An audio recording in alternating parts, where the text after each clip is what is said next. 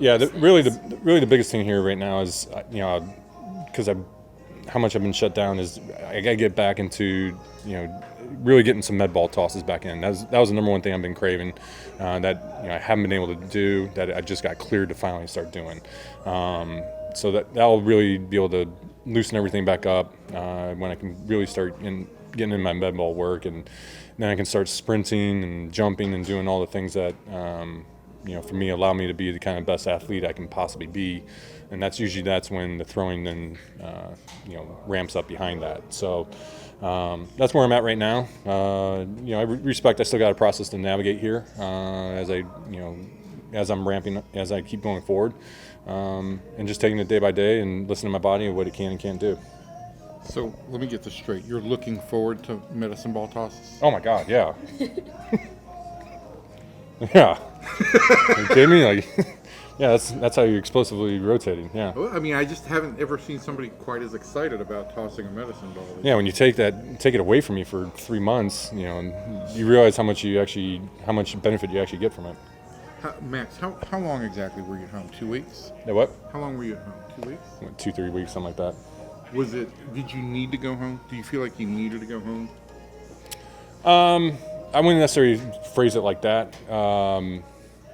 It was more, if I'm around here in this clubhouse, you got the competitive juices going. You see the season, you see games. You start missing out, and you want to ramp up. You want to go.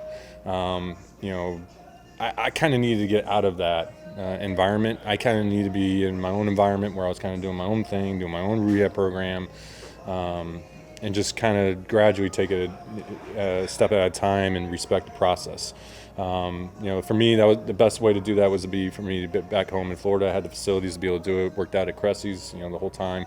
So I was getting my work in the whole time, doing exactly what I could do. I wasn't chasing anything. But glad that's over. I had to get through that last kind of 3 weeks out of that.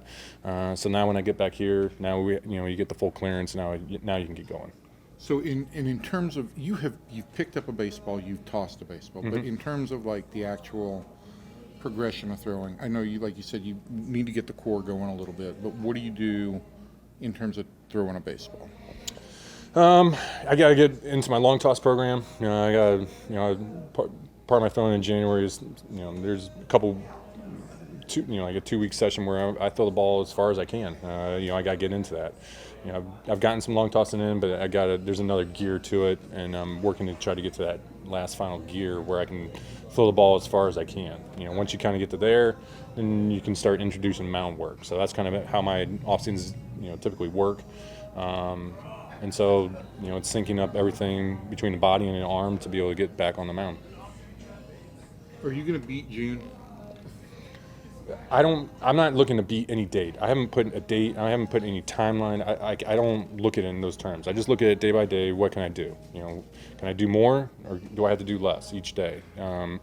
You start playing that end game, and you start thinking about what date you can get back by. That's when you get in trouble, because then you actually, then you start trying to compete and push yourself to, make that date.